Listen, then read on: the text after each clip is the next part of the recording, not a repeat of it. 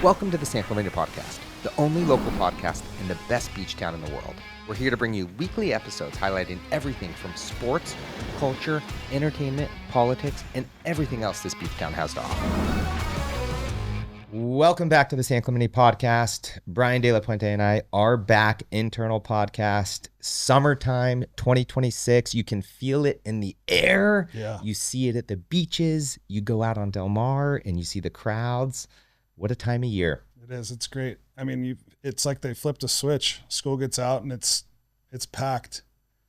The beaches are packed. I'm sure the lifeguards hate it because the waves are huge right now. Did you see the wedge this morning? I want to take the kids up there. Me too. It was so nostalgic. I pulled up. It was like a YouTube live and it was firing and huge. I'm like, oh, I think I haven't been down there. I just got off work, but I think it's as big as it gets. Huge. Thank you, lifeguards, for looking out for all this. So tourists, be careful. Don't go in the water. Listen to what the instructions are and all that good stuff. Cause I know there's a lot of water moving and, it's been, I don't like the big waves. I like enough push for me, like I need a little bit of push. You don't want 25-foot wedge. But you see how many people are out there. They are absolutely nuts. No, it's crazy. It's crazy. It's friggin' wild. But no, summer is here. Summer is here. I love summer in town. It's my favorite time of the year. There's so many. The city does such a good job. There's so many fun events. I mean, we have all the beach concerts. We've got the trolley running all through town. We've got the Ocean Festival. The fiesta, everything we talk 4th about, of July, everything we talk about San Clemente being the absolute best place in the world to live is what's in front of us in the months that we have today and what's ahead. Sure. This is it right here. It's my favorite. What's your favorite, of those things? What is your favorite? Probably the 4th of July. The 4th of July, it's just like great form. You're in the middle of summer. You've got all the different things happening. I'm a 4th of July guy. We always start with the parade down by Los Wens. Mm-hmm. We steer clear of the office chair races. Very clear. Don't go anywhere near that. Do they still allow it? I think they took it away and they brought it back and somehow it got worse. Just with the water balloons. I remember a guy at work was walking down to the pier and parked on the wrong street and ended up just getting bombarded by water. So I like it. I think it's fun, but you can't have it get too wild. No, you can't take a water balloon filled with water frozen to a windshield or to your head for that matter too. Kill somebody. So we usually hang out in the community, do the parade. Last year we did something different. We went down to, is it Linda Lane? Yeah. I think it's Linda Lane where they've got the huge slide, tons of food trucks. And again, it's, there's nothing like it. Did you stay down there until the fireworks? No, we stayed for maybe 2 hours. I always like getting home for the fireworks. I want to be off the streets. I know people have been, drinking all day and I like to get home. Especially as we've gotten a little bit older. What's bitching is we go up at Old Ole Hansen, up at the upper campus. Yeah. We go out with beach chairs and it's like a perfect orientation right over the pier. Can walk home. Is this just you and your family that do that? Just the neighborhood. Oh yeah. Just the neighborhood. We have friends that live down by Los Wens and we've done their balcony, but then it's always a trip getting home. My parents' house, but I kind of like the sweet spot of being home, being able to be in my bed at 9:30, Well, summer's back, 4th of July, right around the corner, a couple weeks away. Yeah. Blink an eye and it's going to be here. Yeah. The fiesta is awesome. You got the salsa contest. You got all the fun music down there on Del Mar. I know it gets a little rowdy in the afternoons, but it's super fun for the kids early in the day with all the slip and slides and the bounce houses and all the good stuff on the west side of the 200 block of Del Mar. Yep. It's just the city does such a good job. There's so many fun activities like summer concerts. I know they've got a great lineup this summer. Go down there with your beach chair. Do you know last year was the first year I actually went to a summer concert? Dude, they're so And fun. I was thinking to myself, what have you been doing? Throw your beach chair on, go down to the pier, listen to reggae music or whoever's playing that night. It is so much fun. Yeah. Especially the end of July when it's those sunsets and it's idyllic. Those are my favorites. I really enjoy those. Ocean Fest is fun with all the competitions, and I remember growing up seeing the hovercrafts come in. Yep. It's just San Clemente really flexes during these few months, and it's fun to be out there and be active, and it's all family oriented. Yep. You know? So it's And San Clemente is doing a better and better job every year at curating how to put these events together and how to put them on. So if you're new to town, if you're old to town, make sure you check out the summer series. Yes. They start July 9th. They kick it off down at the pier with Wigs and Ties, which is a super fun guys we went to high school with. And they have a fun show. So it's going to go through the rest of summer. Make sure to go check it out and bring your beach chair, a couple cocktails. Which I think you're allowed to bring cocktails down there. I don't know if it's kind of keep it on the down. DL, but it's not frowned upon. It's not frowned upon, but just be smart about it. Yeah, don't be that guy. Yeah, pack a beer or two, or a seltzer, or NA. A lot of people are drinking NAs now, and you can't blame them for it. Yeah. I like waking up feeling great. For sure. Dirty sodas. I'm like, you know what? I might just get hyped up on caffeine tonight. Ain't nothing wrong with that, DLP. No, it's not. So a lot of those things, they've been going on in San Clemente for as long as we've been here, years and years and years. At the same time and in the same breath, there's a lot of new things happening. For sure. And new places popping up in and around town. Well, let's talk about it. I'm excited about it. I know you've been putting in work the last 5 years getting this thing off the ground. Salty Turf is opening this weekend. It's opening this weekend, June 13th. Dude, 2026. You just made my palms sweat when you said that. I'm like, but it's exciting. We were talking about earlier, like it's a a long time coming. Yes. I know everybody that I talk to is fired up about it. But I know we're going tonight. Yep. We're going and doing a little soft opening and get to play and kind of experience it, which I'm very excited about. What are you most excited about? You're right. It is exciting, and it has been a long time coming. And I know we've been talking about it for probably 4 or 5 years, working our tookies off to bring this thing to life.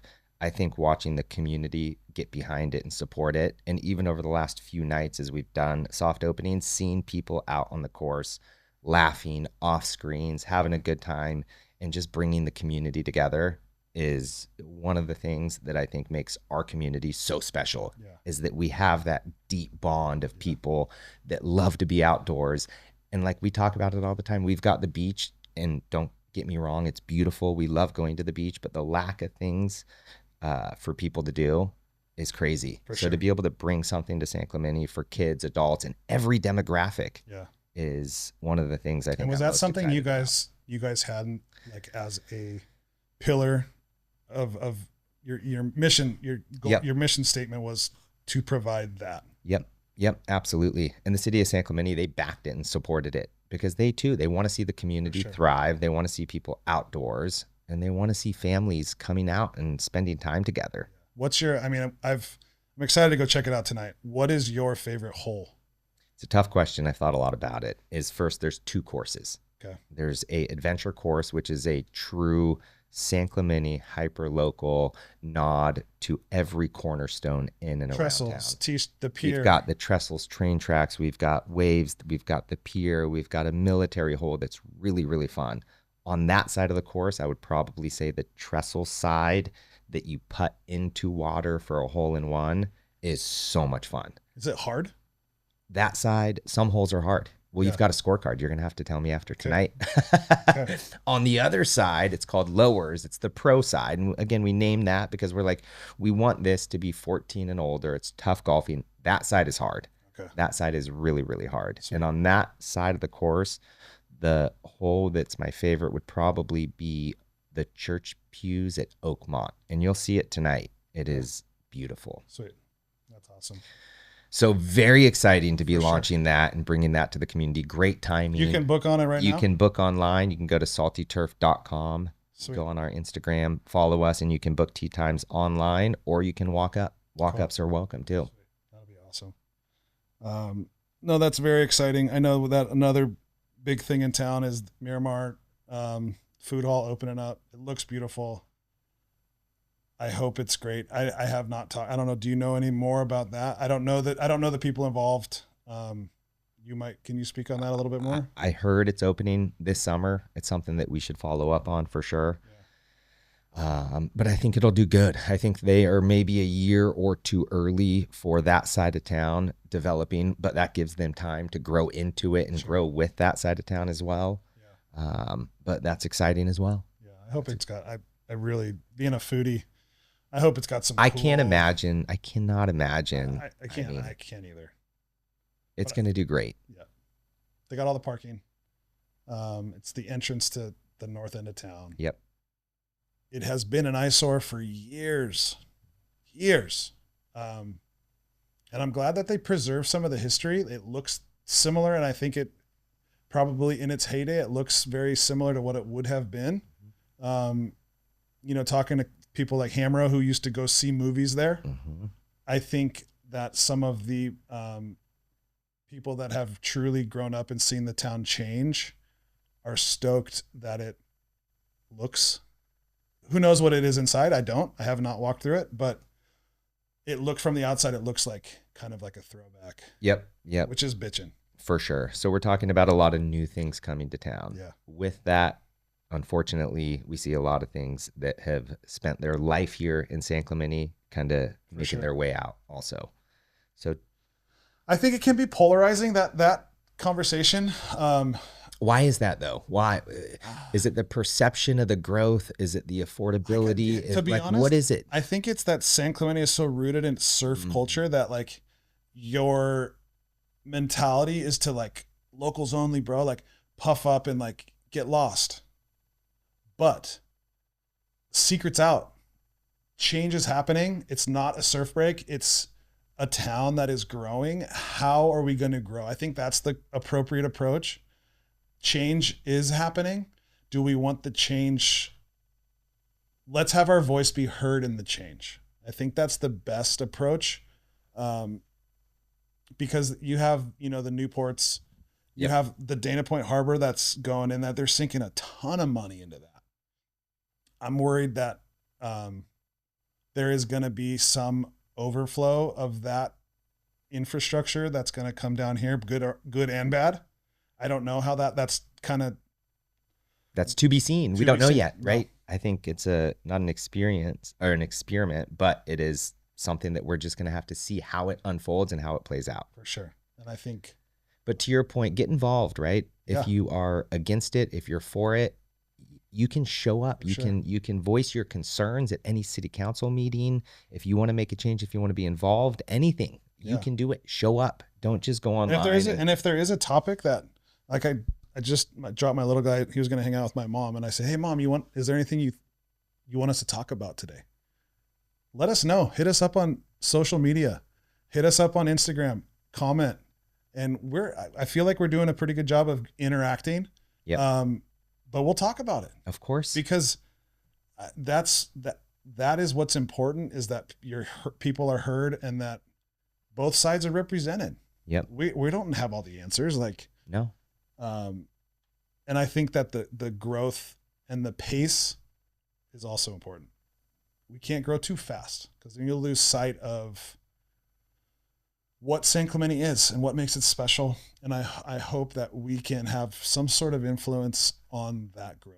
Absolutely. And I don't think San Clemente allows growth too fast. It may look from the outside and the perception that you wake up one day and there's a new restaurant or a new project. But talk to the builders.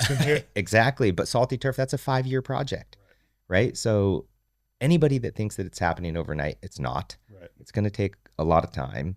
And to your point, you can get active. And you can get active. Absolutely. Yeah. There's no shortage of things to do. There's no shortage of people to talk to. Yeah. There's tons of groups, tons of communities, tons of people talking. So again, pro-growth, anti-growth, pro-growth, but want it in a certain way. Start, voicing your concern or voicing your opinion. Yeah, I think it's happening. It's obviously happening, right? Like it or not, it's going to happen. Now, how it happens. Here's something. This is something I worry about, like having kids. Are my kids going to be able to afford to live here? Like, with this growth, does it price everybody out? Because San Clemente has a blue collar undertone, and like when we moved down here in the 90s, my dad's a fireman, and we moved an hour away from where he worked. And there's a lot of firemen. There's a lot of blue collar people that kind of made this town. And I think that's the foundation of San Clemente. But in the last 10, 15, 20 years, I think the demographic has changed. Yes. And I think that's what people are probably the most turned off about, Right. is exactly what you just said. Are our kids going to be able to live Are here? our kids going to be able to live here? Are they going to be able to afford it? Could your dad in today's market and environment as a firefighter afford to buy a house, raise a family, have his kids grow up? Like, could that same scenario happen today? And that we don't have the answer to. No, I don't think so. I don't think so either. Not I don't the think fireman. can a firefighter and a teacher can, on a double salary. You'll be working a bunch of overtime and So never I have be a home huge to heart for. spend- Can we afford it? It's hard. I mean, it is. There is no doubt that price. You look at gas prices, you look at grocery prices, you look at the But is prices that of sports. okay? Defending that, Mm-hmm. is that happening everywhere? Hey, I'm gonna get out of here. I'm moving to Dallas, or I'm moving to Tennessee. Oh, yeah, Tennessee. Tennessee Bill. I'm going to or I'm going to Boise. It's not cheap up there anymore. No, it's not. So it's like, That's a great point. Are you trading the $1 million house here for the $1 million house in Dallas or Tennessee? I don't know. So do we focus on just this little niche or this little micro bubble, or is it just happening everywhere? It's happening everywhere. You know what I mean? Yep. I think we can talk about not affording to live here, but I think it's expensive to live It everywhere. is, no matter where you go. And is it going to continue at the trajectory that we're on today of just going up and up and up? Don't forget, I've lived through the 2008 financial crisis. I've lived through, you have too. Sure. All of that, COVID, that Yeah. was really, really tough. So there's been a lot of times where markets have corrected themselves or crashed. I don't use that term crashed lightly, and we hope to not see that in the same breath. Does something have to happen to Kind of correct itself. to penetrate what's happening and correct itself and come back down? The one thing in a lot of this, we can't control, right? Any of this. How can we control the prices at the pump or what you spend at the grocery store? You can't. No. So what you can control is your attitude, what you do every day when you wake up, the time you get to spend with your kids, that you can control. And I think you and I and Ryan too, we've got optimistic, positive attitudes. So we just try to do our best. Just go spend your time at Salty Turf. Yeah. Right? Just go hang out at Salty Just go Turf. make a couple hole-in-ones and everything. And will guess be what? better. At the end of the day, and someone told me this a while back, you're going to run out of time before you run out of money. Yeah. No matter what.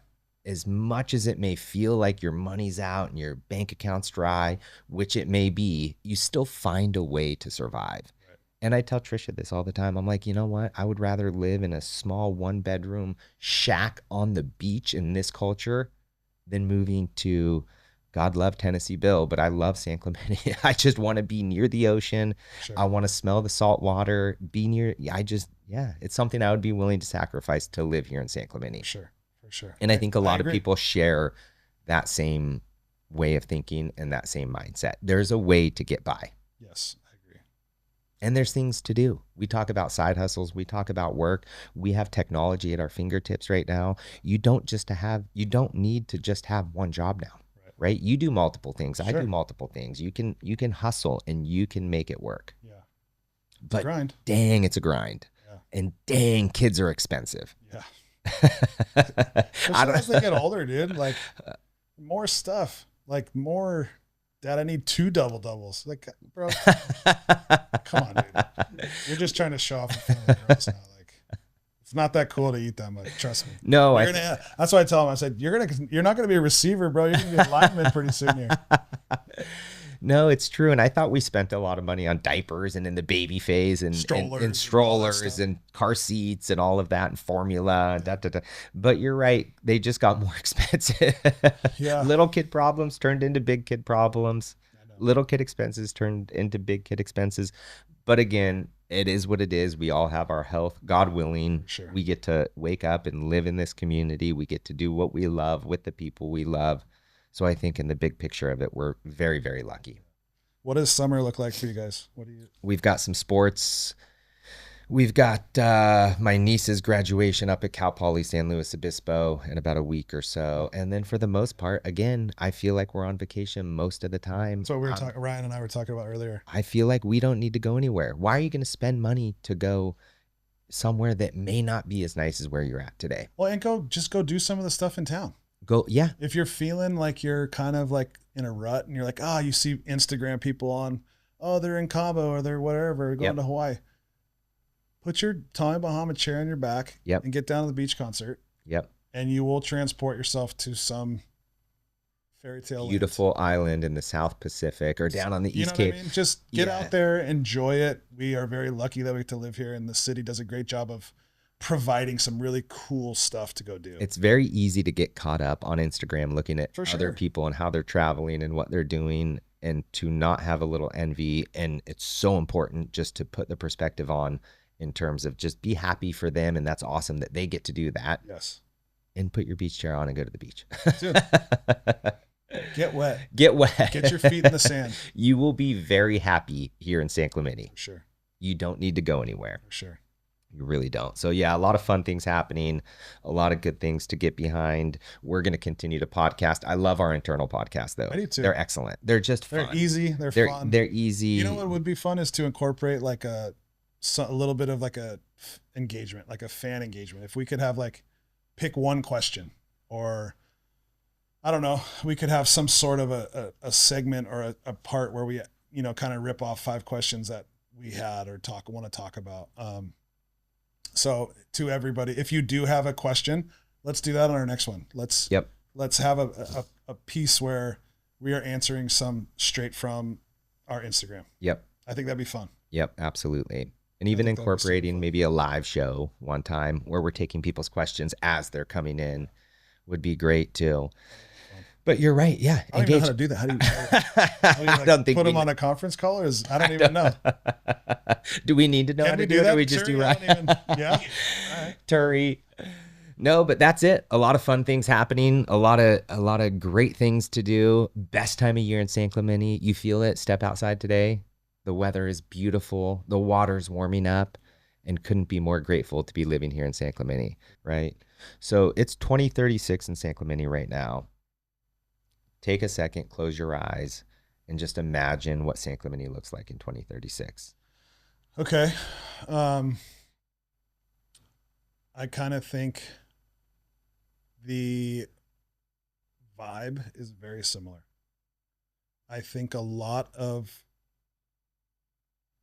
there's been a lot of development in 10 years. I think everything from maybe Elia to the Miramar Food Hall and everything in between is kind of like a strip. It's maybe like Del Mar plus. And it's kind of developed similar to, you have the Petrol Club. You have a lot of stuff already kind of happening. Not just restaurants, but like stores, mixed use, retail. And then I think that kind of permeates down into the surf ghetto. And I think the surf ghetto remains funky and cool. And like the hub of surfing, you have all these epic shapers that keep it funky, that are producing surfboards for the world, right? You have the Lost, the Timmy Pattersons. You have these guys you see them on the WSL, you see all the pros riding them, and this is where they're all made. I think that stays. I think there's people in town that are trying to preserve that, which I think is important. But it really comes down to preserving the culture, growing within the culture. I think that's, if you kind of keep it in those parameters, I think it'll be great. That whole zone will be walkable, rideable. That's how I think will be in 10 years. Lots of golf carts, lots of e-bikes. Maybe the actual flow of traffic will be different because there's a couple intersections that are just screwed, in my opinion. I think, that Valero corner is out of whack, like with El Camino and the 7-Eleven and all that stuff is just a cluster most of the time. But I see that maybe flow patterns are different, but that's going to be a very walkable, rideable zone, which is going to be sweet. I think it's important, and people look to us as pillars in the community to maintain the culture that exists today, to keep what's here and to make sure that we grow and evolve with it. And Buena Forchetta, I think, is a great example of what can be a restaurant with residential on top, and you mix in some mixed use and retail, because you have to continue to develop housing. Right. Otherwise, people will get priced out. That's a great point. But if you maintain that North Beach area of the surf culture and you continue to develop good, do you see like big apartment complexes? I kind of see what's on South El Camino Real, where the old bike shop used to be. You've got Primo Taco, and then next to that, you've got four units next to each other. And a lot of people living in there absolutely love them. Gotcha. Okay. And both to the south and to the north of Primo, you had some great development. Right. And so there's a lot of opportunity up and down all of El Camino Real for that, where you have the mixed use. And so I think if that's developed responsibly, and if that's developed with a thoughtful mind of keeping the culture at the forefront. And again, it's why we're doing what we are. We want to make sure that San Clemente retains and keeps this small town vibe and feel. And we want to try to keep costs affordable. We don't have a ton of say in it, but obviously if we can get involved with a project that helps provide more housing at an affordable cost, I mean, we'll do it. Right. Yeah. So I think close your eyes, and in 2036, and if San Clemente is what we just talked about, I think we can look back and be proud of what we've done and how we contributed. Yeah, I think you nailed it. Thank you. I appreciate that, Brian. You're welcome. Yeah, you're so welcome, kind sir. But you look up and down, again, walk South El Camino Real, Rite Aid gonna be? What is right? That could be an amazing, thoughtfully curated apartment complex, dude. It should be. There are some great little housing projects down where we live on the south end of town by the Trestles district, and that needs to be replicated, duplicated all up and down the El Camino. There's more traffic with like Rite Aid, with that bank, with like some of the stuff down as you go down north. Mm-hmm. Like, what could be cool there? I don't know. Like, you talk about places to go. I don't know. I don't know if it's sustainable. There's a lot of questions, do we have the population to support those kind of things? I don't know. I do think we need that housing piece to it. We talk a lot about the projects and the restaurants and the retail, the mixed use, the Buena Forchetta. The hard part for a lot of the restaurants and businesses in town are having the people to work it. That's what Charbel talked about. Was one of his biggest fears was staffing. Like, Salty Turf, have you had challenges staffing it? No. So there is work. I think there is a lot of young high school, college kids that are looking for jobs. And maybe it'll be different post summer when a lot of the kids go off to college. Yeah, it may be seasonal. Time will tell. Make sure you make sure you subscribe, and Brian will say the last one. Make sure you share. You got it. Yes. Even after 48 hours on the clock to fight fires. Subscribe, and share. Absolutely. Very important to continue to support this channel, this podcast, what we have going here. We appreciate it. Right on.